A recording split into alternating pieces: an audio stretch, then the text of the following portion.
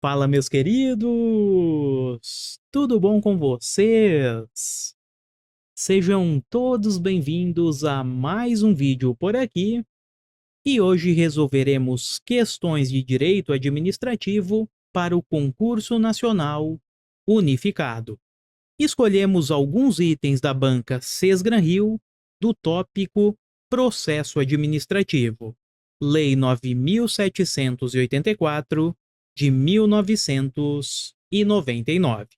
Este conteúdo está dentro do edital do bloco 8, então do bloco 8 do CNU. Antes de começar, se você puder deixar o seu like para fortalecer o nosso trabalho, eu agradeço demais. E também estendo o convite, caso você tenha interesse, para se tornar membro do nosso canal por R$ 4,99 por mês.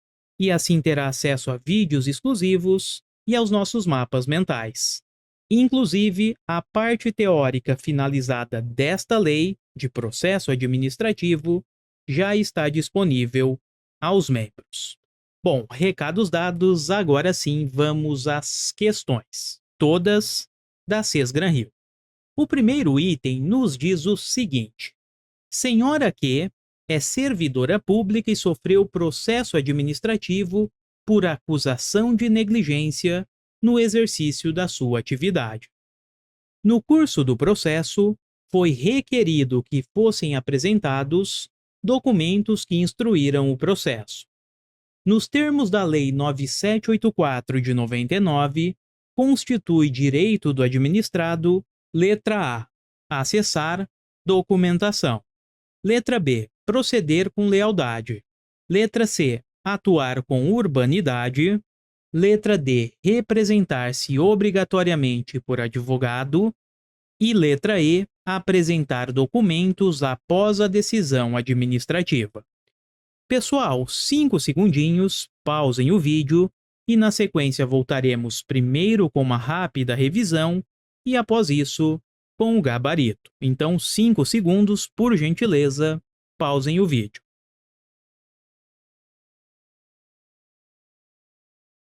Vamos lá, pessoal, trazendo um novo slide por aqui, antes do gabarito. Temos o seguinte, galera, dentro da Lei 9784 de 99, o artigo 3º nos traz os direitos do administrado e o artigo 4º traz os deveres. Então, temos direitos e deveres. Nos diz o artigo 3º que são direitos do administrado ser tratado com respeito pela autoridade e pelos servidores. Então, ser tratado com respeito é um direito que possui o administrado.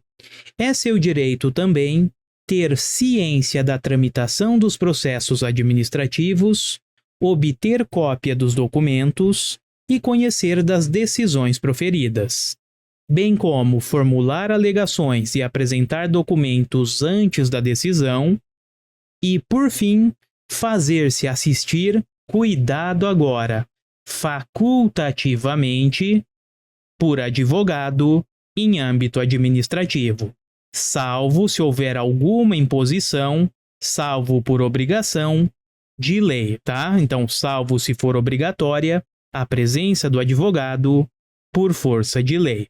Estes são os direitos do administrado: ser tratado com respeito, ter ciência da tramitação dos processos, obter cópia dos documentos e conhecer das decisões administrativas. Além disso, formular alegações e apresentar documentos antes da decisão e fazer-se assistir facultativamente por advogado, salvo imposição legal.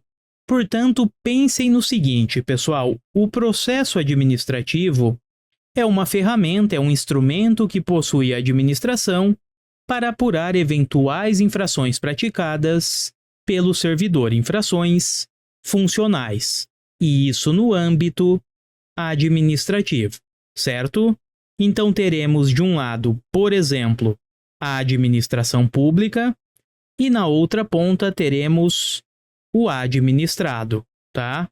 O administrado e a administração pública. Pois bem, este carinha aqui, ó, O administrado, ele possuirá direitos e possuirá obrigações. Possui direitos e obrigações durante a tramitação deste processo administrativo disciplinar. Os direitos, vimos acima, artigo 3º da lei. Em relação às obrigações, aos seus deveres, temos o seguinte, eles estão no artigo 4º da lei.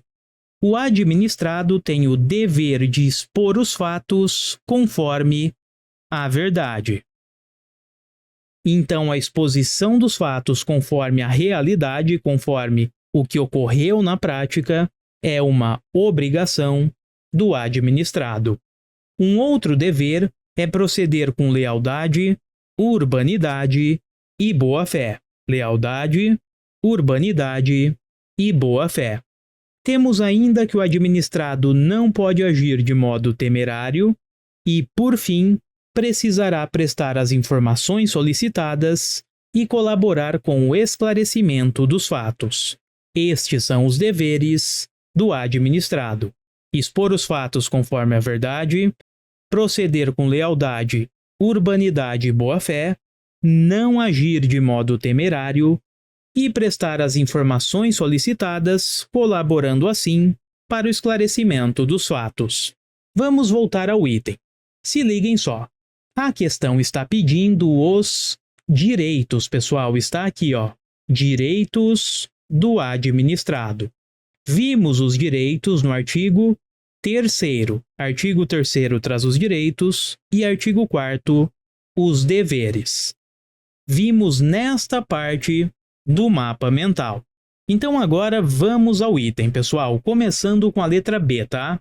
Proceder com lealdade. Opa, a ideia de lealdade, urbanidade e honestidade correspondem a deveres do servidor. Então, na letra B, que fala de lealdade, e na letra C, que traz urbanidade, temos aqui deveres do servidor e não direitos. Letra B e letra C estão erradas. Letra D, representar-se, cuidado, galera, obrigatoriamente por advogado. Não, está aqui, ó. Fazer-se assistir facultativamente por advogado. Este sim é um direito do administrado, mas facultativamente como regra geral. A questão errou porque disse obrigatoriamente. Não. Letra E.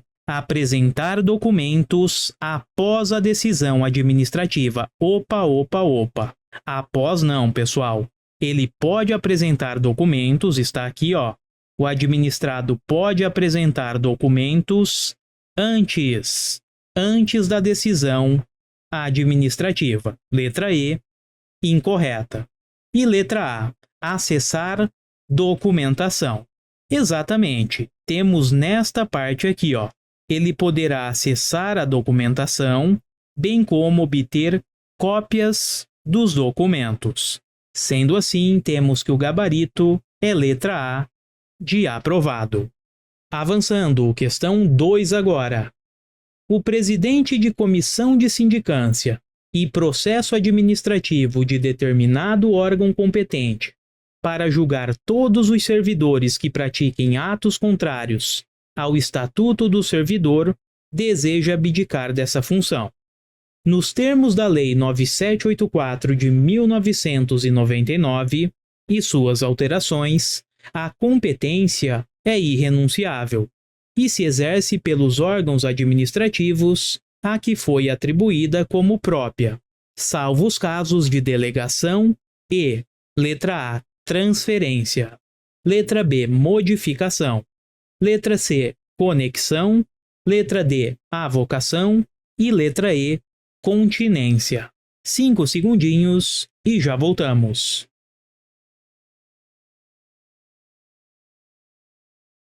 Vamos lá, pessoal. Esta questão trata da temática da competência.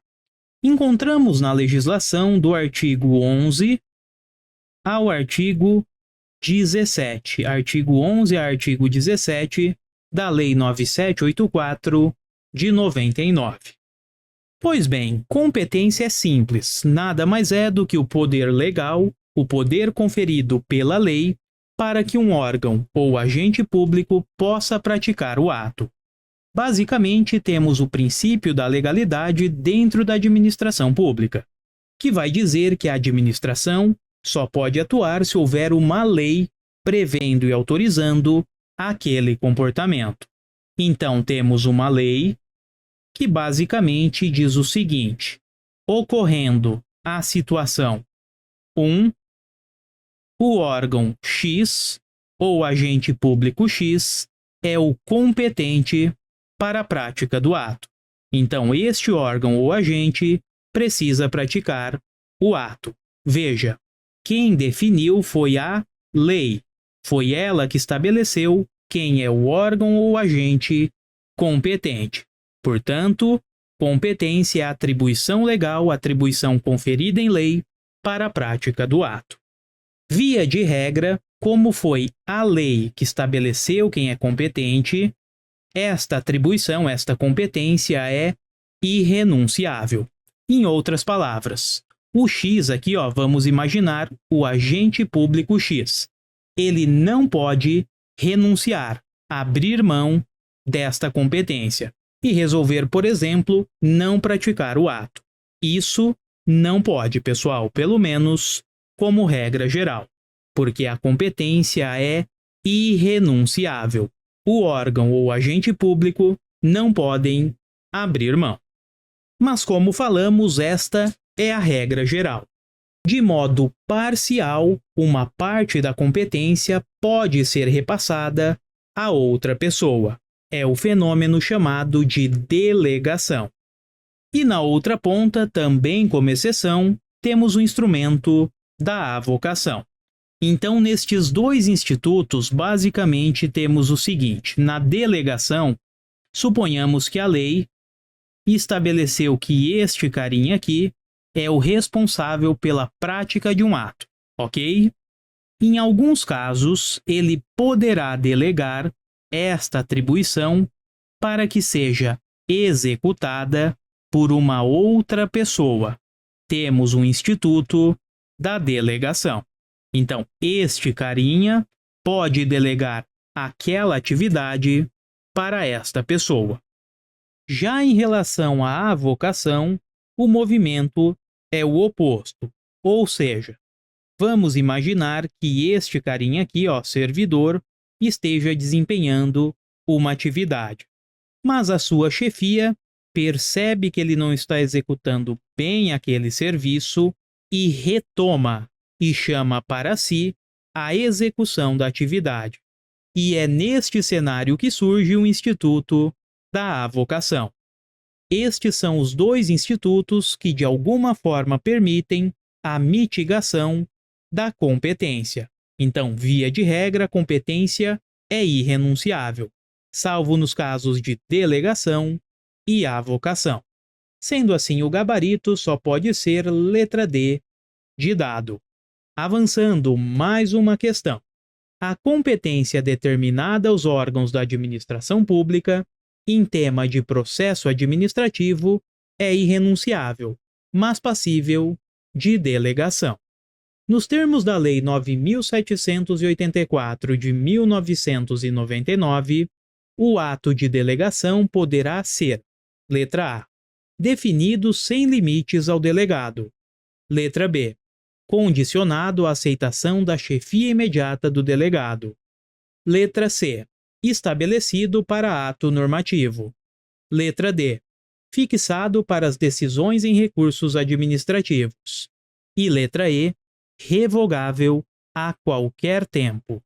Pessoal, 5 segundinhos e já voltamos. A questão está tratando da delegação. 5 segundinhos. Vamos lá, falando um pouco melhor desta ideia aqui, de delegação. Do artigo 11 ao artigo 14 da Lei de Processo Administrativo, temos algumas características da delegação. Já falamos que a delegação é o repasse, é a transferência de uma atribuição para um outro servidor, ok? Falamos sobre isso na questão anterior. Pois bem, e diante deste cenário, percebam, temos duas autoridades. Esta que repassou parte da competência, chamamos de autoridade delegante. Ela está delegando. E temos a autoridade que está recebendo a parcela da competência, chamada de autoridade delegada. Ok? Autoridade delegante repassou para a autoridade delegada. Bom, a partir do momento que a delegação foi efetivada, a responsabilidade dos atos passa a ser da autoridade delegada. Afinal de contas, será ela, esta daqui, que praticará o ato. Então, a responsabilidade dos atos praticados será da autoridade delegada, que é justamente aquela que recebeu o repasse de parcela da competência. Temos ainda que este instituto independe de hierarquia, ou seja, a autoridade delegante, esta daqui, ó, pode repassar parcela da competência para o seu subordinado ou ainda para a autoridade superior. Isso porque a delegação independe de hierarquia. E esta delegação pode ser viabilizada se houver um destes motivos aqui, ó, uma destas justificativas: econômica, técnica, social, territorial ou jurídica, formando o nosso macete ET no STJ, ou seja, motivo econômico, o T de motivo técnico, o S de motivo social, o T de territorial e o J de motivo jurídico ou motivação jurídica, ok? Temos também que a delegação precisa especificar quais matérias está repassando, quais as atribuições, os poderes, limites, a duração, os objetivos e, eventualmente, os recursos cabíveis. Além disso, ela pode conter ressalva em relação ao exercício da atribuição delegada. Por exemplo, vamos imaginar a autoridade delegante possuindo 3 atribuições. Vamos colocar aqui, ó, 3 atribuições. Na delegação, ela repassa estas 2 primeiras, tá? Então, temos o repasse destas 2, ficando uma ressalva em relação à terceira atribuição. Isso é possível. Então, na delegação, poderemos ter ressalvas quanto ao exercício da atribuição delegada. Um outro detalhe importantíssimo e que aparece demais em prova é que esta delegação pode ser revogada a qualquer tempo, desde que publicada em meio oficial. Então, cabe revogação a qualquer tempo. Vamos imaginar que a autoridade delegante queira revogar esta delegação. Ela pode fazer isso a qualquer tempo. Beleza? Tranquilo? E por fim, pessoal, existem algumas matérias que não comportam o instituto da delegação. Ainda que o servidor, ainda que a autoridade competente queira delegar, isso não será possível por expressa proibição na lei. E as matérias são as seguintes: não poderemos delegar recurso administrativo, atos de caráter normativo e competência exclusiva. Então, gravem estas 3 situações: recurso administrativo, atos normativos e competência exclusiva. Na aula teórica, utilizamos este macete aqui, ó. Não poderemos delegar o recurso no ex, ou seja, recurso administrativo, atos normativos e, por fim, competência exclusiva. Existe um outro macete bem conhecido, que é este daqui, ó, cenoura, ou seja, não poderemos delegar a cenoura. O C e o E remetem à competência exclusiva. O NO a atos normativos. O R e o A recurso administrativo. Então fica a seu critério utilizar a melhor dica para memorizar. Agora, o mais importante é que você não esqueça deste ponto. Sem dúvida, é o que mais aparece em prova. Vamos voltar à questão. A letra A está dizendo que o ato de delegação poderá ser deferido sem limites ao delegado. Pessoal, vimos aqui, precisaremos especificar os limites do ato de delegação. Letra A, errada. Letra B, condicionado à aceitação da chefia do delegado. Não falamos sobre isso, tá? Letra C, poderá ser estabelecido para ato normativo. Opa. Vimos nesta parte aqui, não poderemos delegar recurso administrativo, atos normativos, a questão falou sobre isso, e competência exclusiva. Sendo assim, o ato de delegação não poderá ser estabelecido para um ato administrativo. A questão diz, que poderá ser. Com isso, a letra C está errada. Letra D. Fixar para decisões em recursos administrativos. Parou. Recurso administrativo está aqui, não poderemos delegar. E letra E. Revogável a qualquer tempo. Vimos nesta parte, o recurso administrativo poderá ser revogado a qualquer tempo, desde que haja publicação em meio oficial. Sendo assim, o gabarito é letra E, de escola. Avançando, mais um item da banca Sesgran-Rio. Os controles administrativos são exercidos pelo Poder Executivo e pelos órgãos de administração dos demais poderes sobre suas atividades, com o objetivo de mantê-las dentro da lei. Existem diversas formas de controle administrativo, tais como recursos administrativos, representação administrativa, reclamações e pedidos de reconsideração, as quais se materializam pela abertura de processos administrativos. Não é uma das etapas comuns dos processos administrativos. Letra A, defesa. Letra B, instauração. Letra C, publicação. Letra D, relatório. E letra E, julgamento. Gurizada, 5 segundinhos e já voltamos.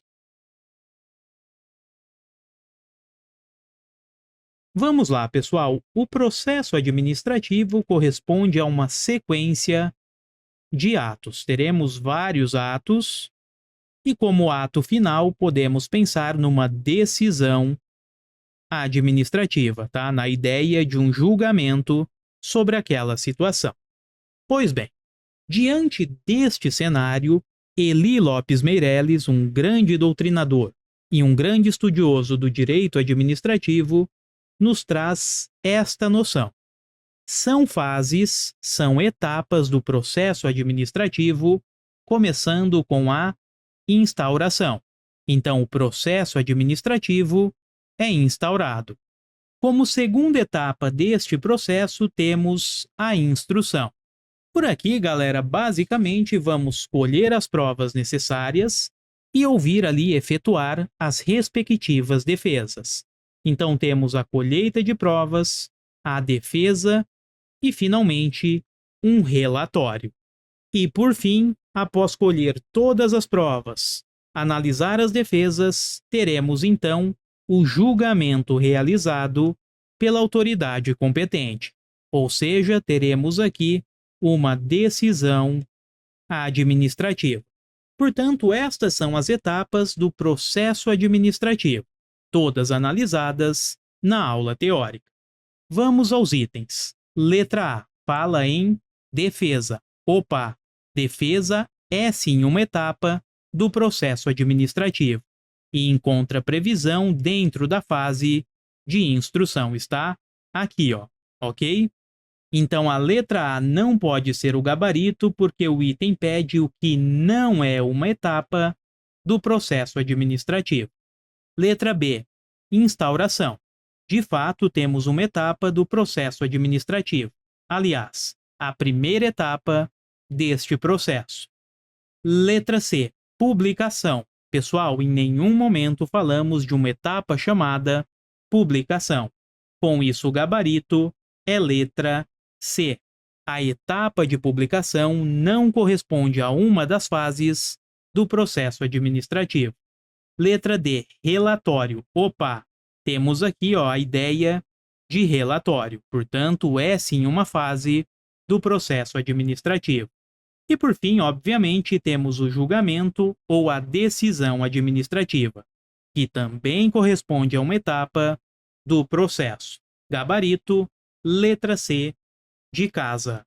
Avançando, mais um item, vamos lá. A Lei 9.784 de 99 estabelece normas básicas sobre o processo administrativo no âmbito da administração federal, direta e indireta, visando em especial a proteção dos direitos dos administrados e ao melhor cumprimento dos fins da administração.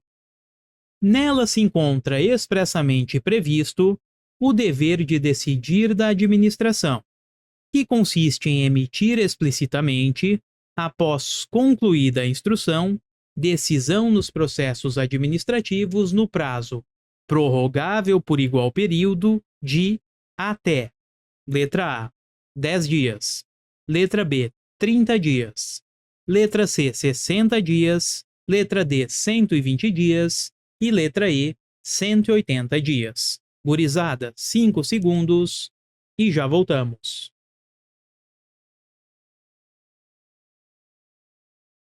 Vamos lá. A questão quer saber qual o prazo possui a autoridade competente para decidir após a conclusão desta etapa aqui, da etapa de instrução. Em relação à fase ou à etapa de decisão, temos que a administração pública tem o dever de emitir uma decisão em relação aos processos administrativos e naquelas solicitações ou reclamações que foram endereçadas à administração. Concluída a fase de instrução, o prazo para que a autoridade competente decida será de até 30 dias, cabendo prorrogação por igual período, desde que motivada, mas o prazo é de 30 dias, de até 30 dias, podendo ser prorrogado por igual período. Visualmente é o seguinte, galera. Finalizada esta fase aqui, de instrução, a autoridade competente terá o prazo de 30 dias, de até 30 dias, para decidir, podendo eventualmente ser prorrogado por igual período, ou seja, por mais 30 dias, desde que haja motivação. Com isso, o gabarito é letra B de bola. Avançando, vamos a mais um item também da Sesgran-Rio. Nos termos da Lei de Processo Administrativo Disciplinar Federal, caso o servidor público tenha atuado como perito no processo administrativo, sua atuação como julgador no mesmo processo será: letra A, vedada por impedimento. Letra B, proibida por suspeição. Letra C, adotada por autorização especial. Letra D, admitida por não causar prejuízo. E letra E, permitida por inexistir incompatibilidade. 5 segundos e já voltamos.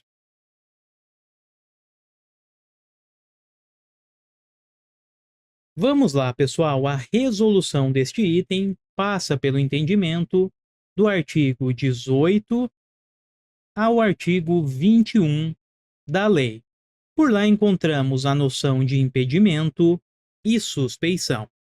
Em algumas situações bem específicas, a autoridade responsável pela decisão pelo julgamento do recurso administrativo poderá ser impedida de atuar ou ainda incorrer numa suspeição. ok? Os casos mais graves estão aqui, ó, nesta ideia de impedimento. Isso porque a autoridade competente não pode atuar e ponto final, certo? A suspeição, digamos, é um pouco mais leve e envolve algumas situações mais subjetivas. O que você precisa entender para a sua prova são as hipóteses. Temos 3 hipóteses de impedimento e 2 de suspeição. Começando com o impedimento. Está impedido de julgar aquele processo administrativo a autoridade competente que estiver litigando, judicial ou administrativamente, com o interessado do processo administrativo, com uma das partes do processo, ou ainda com o seu cônjuge ou companheiro. Vamos imaginar que a autoridade competente para o julgamento, numa outra situação, esteja litigando, esteja processando o interessado naquele recurso administrativo. Bom, diante disso, temos um problema e é caso de impedimento. Segunda situação, quando a autoridade responsável pelo julgamento tiver interesse na matéria decidida. Ou seja, galera, o camarada que está decidindo, ele tem um interesse direto ou indireto na matéria. Isso não pode, e esta autoridade, este servidor, estará impedido. E por fim, temos que também será impedido aquele servidor ou autoridade que tenha participado num outro processo ou venha participar como perito, testemunha, aqui é representante, tá? Ou ainda como representante, ok? E essas condições também valem para seu cônjuge, companheiro ou parente de até terceiro grau. Portanto, o cônjuge, o companheiro e o parente de até terceiro grau da autoridade responsável pelo julgamento não podem figurar como peritos, testemunhas ou representantes em outro processo. E estas são as hipóteses de impedimento, que formam um macete LIP, ou seja, o servidor, quando estiver litigando judicial ou administrativamente com o interessado, cônjuge ou companheiro do administrado, estará impedido. Também estará impedido quando tiver interesse direto ou indireto na matéria, bem como quando participou ou venha a participar como perito, testemunha ou representante, ou ainda os cônjuges, companheiros ou parentes de até terceiro grau da autoridade responsável pelo julgamento atuaram como perito, testemunha ou representante. Estas são as 3 hipóteses de impedimento. Por outro lado, temos a situação envolvendo a suspeição. São casos mais subjetivos e envolvem basicamente a amizade e inimizade. Portanto, se a prova mencionar amizade ou inimizade, associe a suspeição. A amizade íntima com o interessado ou ainda com seu cônjuge, companheiro ou parente de até terceiro grau, e também inimizade notória com o interessado, seu cônjuge, companheiro ou parente de até terceiro grau. Estas são as situações envolvendo impedimento e suspeição. Vamos agora voltar para o item. A questão nos diz que o servidor atuou como perito e quer saber se este servidor que atuou como perito poderá agora ser o julgador. Pessoal, falamos que é caso de impedimento quando o servidor participou ou venha a participar como perito, testemunha ou ainda representante. Sendo assim, como ele atuou aqui, ó, como perito, ele estará impedido para julgar este processo administrativo. Diante disso, a sua atuação como julgador no processo será proibida, tá? Será proibida, será vedada, e a hipótese é de impedimento, Sendo assim, o gabarito é letra A de aprovado. Será vedada por impedimento. Gurizada, então é isso, matamos mais um tópico do nosso conteúdo e resolvemos questões da banca Sesgran Rio. Eu espero que você tenha acertado as questões, gostado do conteúdo e em breve voltaremos com mais vídeos aqui no canal. Desejo a todos bons estudos, fiquem com Deus, até a próxima e eu fui, meus queridos!